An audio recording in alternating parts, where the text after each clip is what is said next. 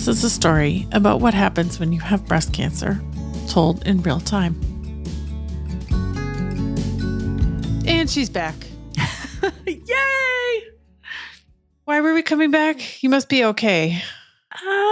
We don't know that yet. We're coming back to talk about the results of the PET scan. When was that? About 10 days ago? It was 2 weeks ago yesterday. So had the PET scan on June 5th. And I don't even really know how to talk about this. Once again, I was with Sam. We were at the safari park. And so I went in really early in the morning. It was like 6 a.m. And they injected some stuff. And there was a metal box that had a vial that, like, there was a lock on the metal box. The metal box opens, a vial comes out, and then they inject it in. I was like, oh, that's cool. I think it's the radiation or the whatever it was that was going in me for the PET scan. Whoa. It was very weird. Anyway, because I've never had one before, I sat there for 45 minutes for the dye to get in. And then I went in, and it's kind of like an MRI, except it doesn't really close. You just go through like a hoop. And it took about 15 minutes. Because it moves really slowly? You're just kind of going back and forth. I think it's just that's how long it took to take the images. Oh. And I wish Natasha was here to explain it to me.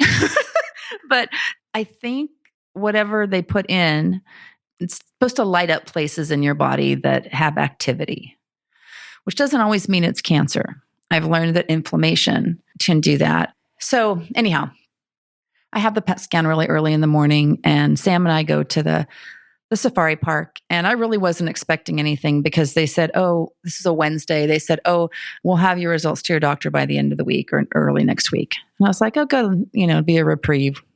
So Sam and I are sitting there having a pretzel, cruising around, and I see, new test result in the portal. And I was like, oh, of course, right? Because that's what I do.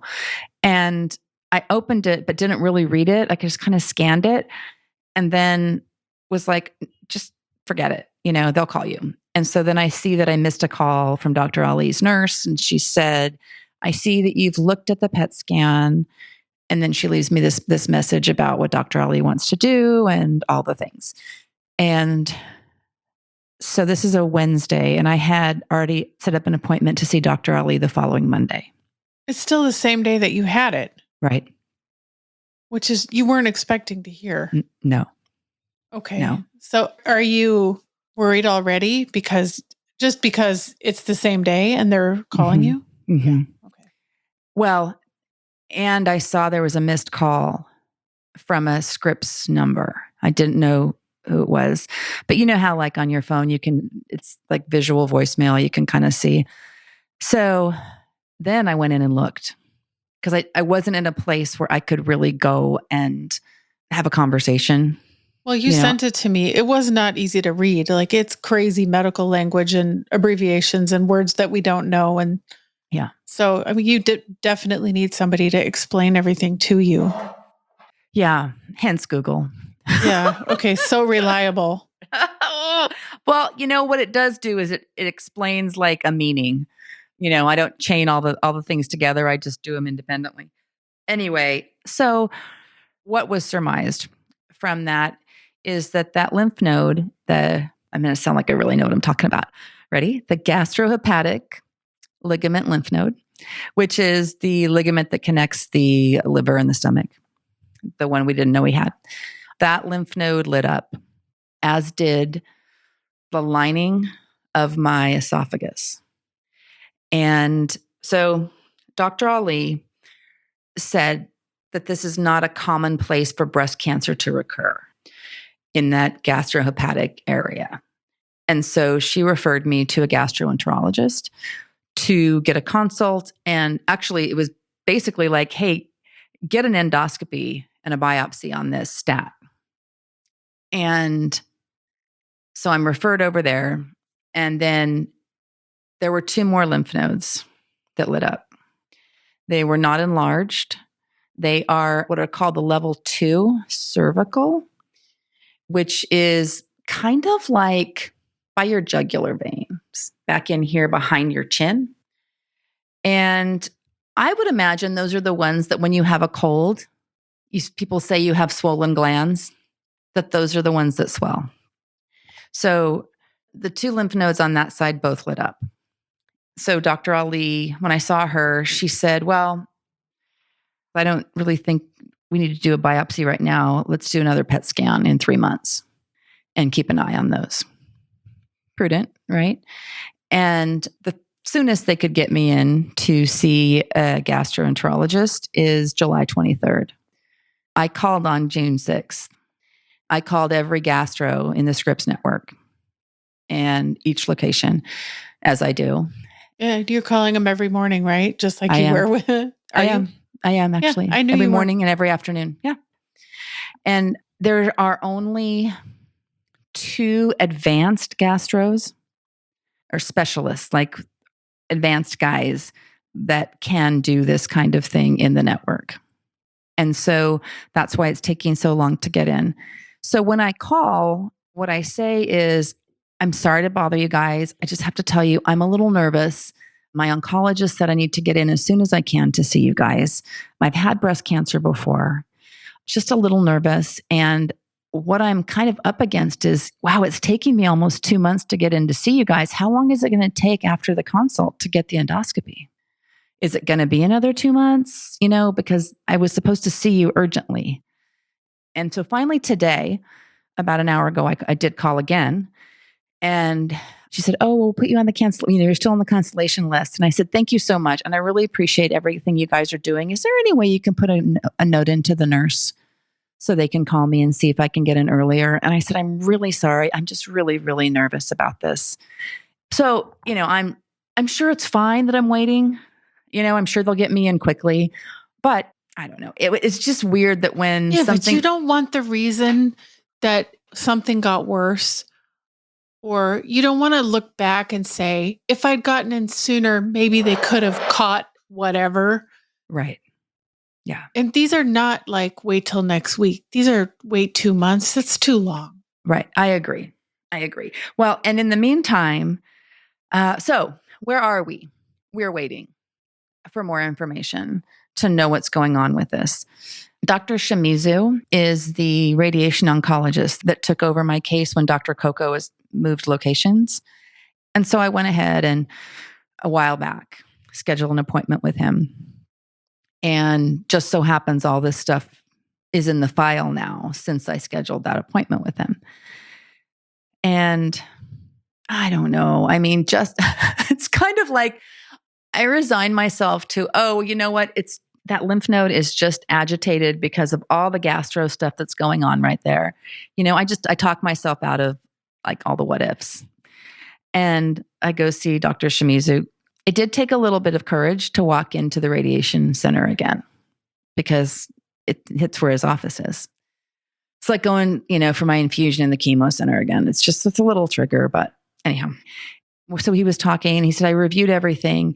And he says, and I know, he's a scientist. I know. And he's looking at data. And he just looked at my file. And he's looking at it as, what are our next steps?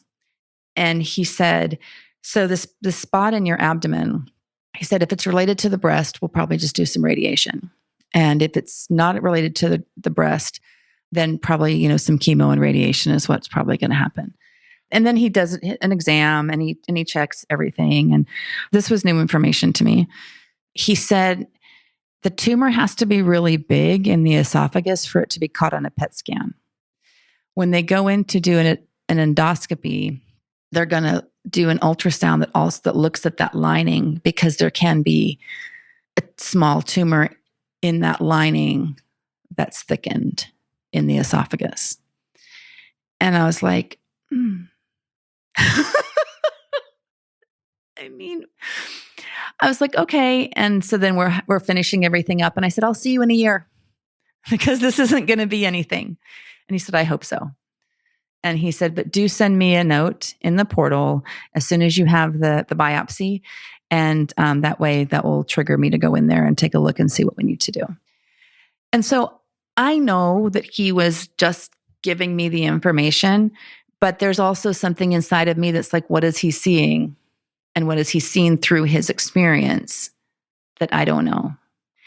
And so, of course, I went back and read his notes. I always go back and you can go in and read the notes that they put. And so it says in here, Kristen Vengler is seen in a brief recheck for new hypermetabolic gastro-hepatic lymph node as the only site of active disease on the PET CT scan. And then he goes through and he gives my whole history. And so I want to say this the correct way. So it says, intensely avid single gastrohepatic lymph node, given the small hiatal hernia with moderately avid esophageal+gastric+wall+thickening that may represent esophagitis, although underlying neoplasm, meaning an underlying tumor, is difficult to exclude. So, and it says non-specific, non-enlarged bilateral cervical level 2 lymph nodes, possibly reactive. Does it make anybody else crazy that cervical means both neck and cervix? Yes, 200%. I'm like, when I saw cervical lymph node in there, I was like, it was cervical cancer, right? yes. My mom had ovarian. Like, I keep up on all of those parts. Yeah. So, the bottom line is, where are we? We're in a pretty good spot in the sense that the PET scan did give really good information about no bone. There's nothing in my bones, nothing in my organs, nothing in my other tissues. It's these lymph nodes and the esophagus that are issues, which is fantastic news considering how advanced my cancer was. Yeah. So we're waiting to see the gastro in like a month, unless I can get in earlier. And then we're waiting on another PET scan in September. And what I have really realized through this is that as much as we want our healthcare and cancer treatments to be linear, meaning that, oh, you had an ACL reconstruction, do these things and you're going to be good as new, right? That's never true. My ACL still isn't right. Oh, I missed that scooter. I just was seeing you rolling around on that thing. Okay, and in the history of stupid injuries, that was the stupidest. Oh, that was a different scooter injury. Am I thinking of a different thing? What happened at school? No, I slipped in my classroom once. But why did you slip? There was some really idiotic reason that you slipped. I was working late.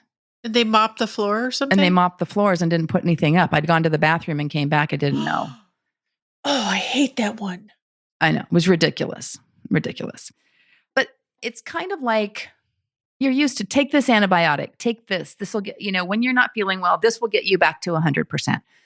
And I just really realized that cancer care isn't linear. It's always kind of like in process.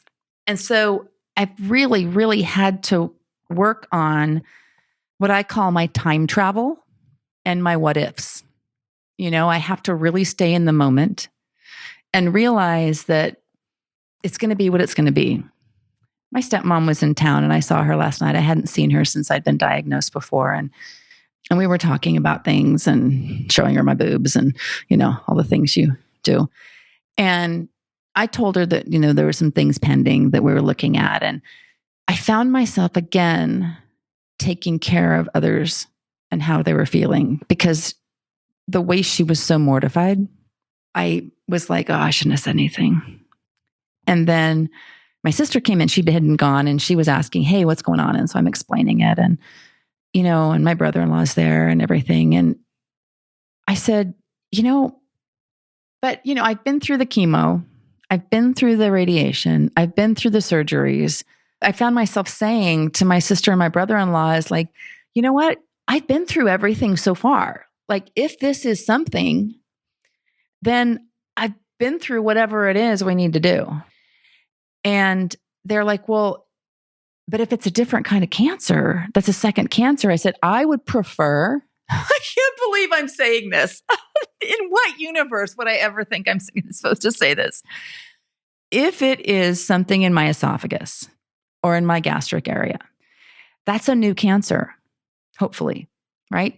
I think it's a worse outcome if the breast cancer has traveled there, because that means it's stage 4 and it's metastasized. So I think it's really weird that I would prefer to have a second type of cancer. But what I think is funny is that, I don't know if you remember, Natasha and I were talking about esophageal cancer because her esophagus was so messed up. She's like, I think I have esophageal cancer. And I'm like, no, you don't have esophageal cancer, right? And here I am saying, that's what this could be. Stop. Yeah, you got to stop saying stuff because you're just going to end up with it. No, we're not going to manifest any of that. Anyway, so it's very interesting because I feel like we're in that place back at the end of 2020 when I was waiting for all the information and seeing all the doctors and figuring out what the treatment looked like. And it's a very different perspective because the first, I guess, response was a kind of a trauma response of like, oh my gosh, I don't want to go through this again. And I'm realizing as I'm sitting here talking about this, I just did what I said I wasn't going to do. I just time traveled on all of it. But when I was having this conversation with people, I found myself like watching their expressions. I found myself trying to take care of them and make them feel better about what my medical situation was. And I'm like, why? Why? And I think it's just because there's a certain bravery and a certain knowing that you do when you've been through this stuff. And I'm talking to people who've never had cancer. Right. And who've seen me go through it. But it was just really interesting, like, because I was having a conversation with them, I'd had the thought process of, I thought it was a weird thing for me to say, I hope it's a different type of, if it is something, it's a safer medical bet to have something new than to have a stage 4 something. Interesting perspective, Kristen. I don't know. I always ask you this. What does it sound like to you? Because I'm in my head. Well, we all have a sort of an idea of how we should react. And so I think maybe what you're seeing is we think we're supposed to be scared and we think we're supposed to be worried and to, make it seem like maybe it's genuine. But even going through it with you for the second time, my reaction is different too.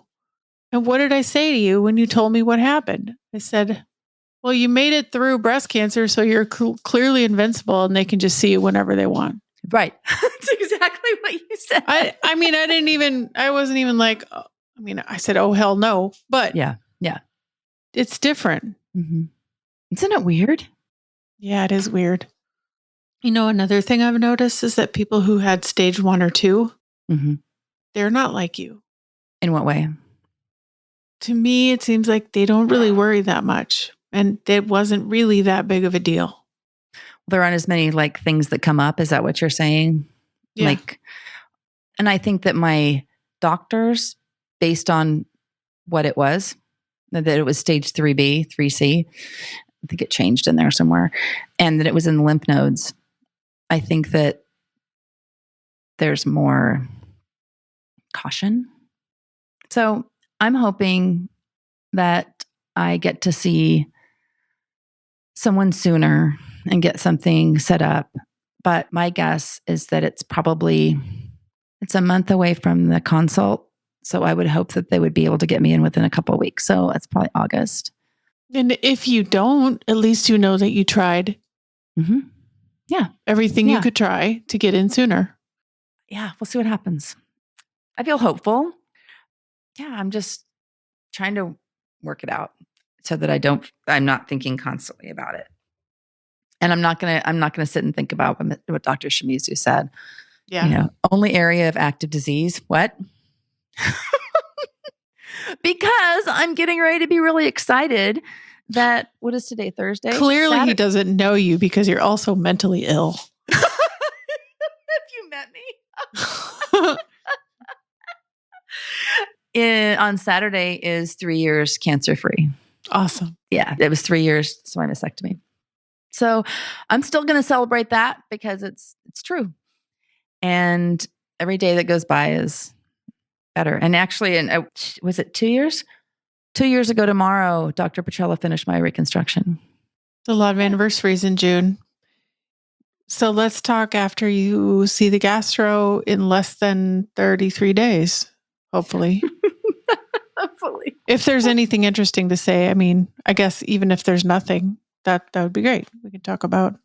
Yeah. I do want you, I have been thinking, and it's up to you, of course, as always, but I do think there's going to come a time, and it might be soon, it might not, that will want to tell your story of what happened before you had cancer. Oh. And it has enough time gone by for us to revisit that. I mean, that's on you to decide. Yeah. It's interesting you say that because when I was talking to my stepmom, we're talking about just that I got cancer. And I didn't burden her with all the school stuff that had happened and all that. And I said, there's a book that's called How Not to Die by Dr. Greger. Love Dr. Greger. And there's now he has one called How Not to Age. But what he does say in there, and I really do believe it, is that we all have cancer cells that are dormant. And they could, based on genetics, based on environment, based on our actions, based on our biology, they could come when we're 30, when we're 60, when we're 150. And there are some things that we can do to not, like smoking and, all that. And the 4 top causes of breast cancer are stress, excessive alcohol, poor eating habits, and smoking. And I didn't smoke, but in the 2 years before getting breast cancer, I was under extreme stress, like most people never are in their life. I was drinking so much to numb all of that I went to rehab. I was eating a ridiculous amount. I would wake up in the morning and go, oh, you made that when you were drunk? Wow, that's a lot of food. So, and I was telling her, and I don't think she really put it together, but the other thing too is that my cancer is estrogen positive, and I was on synthetic estrogen because of menopause, right? And so there were all of these things, and maybe taking estrogen when I'm 50, and maybe drinking a lot when I'm 20, and maybe having stress when I'm 30. Maybe those things independently would not have triggered this. Yeah. But in a very short period of time, all of those behaviors, all of those actions, all of those decisions just made it burst. And so I really feel like it's important for people to understand how to manage themselves through those situations. But I'm happy to talk about that whenever you'd like to. I don't have an NDA. Yeah, let's plan it. Okay. Great. We'll see you soon. Love you. Love you too. Thank you for listening to Breast Cancer Stories. To continue telling this story and helping others, we need your help. All podcasts require resources, and we have a team of people who produce it. There's costs involved, and it takes time. If you believe in what we're doing and have the means to support the show, you can make a one-time donation, or you can set up a recurring donation in any amount through the PayPal link on our website at breastcancerstoriespodcast.com/donate. To get the key takeaways from each episode, links to anything we've talked about, and promo codes or giveaways from our partners, sign up for our email newsletter. You'll get notes and thoughts from me related to each episode and links to the most useful resources for all the breast cancer things. So if you have chemo brain, you'll be able to just go read your email, find anything we talked about on the podcast without having to remember it. The link to sign up is in your show notes and on the newsletter page at breastcancerstoriespodcast.com. We promise not to annoy you with too many emails. Thanks for listening to Breast Cancer Stories. If you're facing a breast cancer diagnosis and you want to tell your story on the podcast, send an email to hello@theaxis.io. I'm Eva Sheie, your host and executive producer. Production support for the show comes from Mary Ellen Clarkson, and our engineer is Daniel Croeser. Breast Cancer Stories is a production of The Axis, THEAXIS.io.